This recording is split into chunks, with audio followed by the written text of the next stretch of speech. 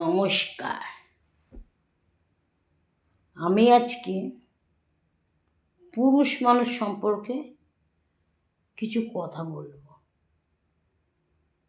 তাদের দুঃখের কথা। তাদের এত দুঃখ, আমার চোখে জল এসে যাচ্ছে। থাক, জলটা মেছে তাদের কথা বলি। এই ধরুন, মেয়েরা রাগ করে বাপের বাড়িতে চলে যায়। পুরুষরা রাগ করে তো বাপের বাড়িতে যেতে পারে না। পুরুষ মানুষরা চিরজীবন ছাত্র থেকে যায়।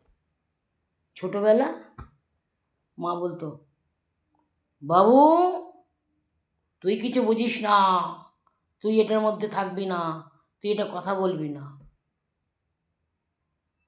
তারপর বিয়ের পরে বউ বলছে, যাও তো, তুমি কিছু বোঝো না, চুপচাপ থাকে তো। একদম মাথা গলাবেন না এটার মধ্যে, যখন বুঝবে তখন কথা বলবে।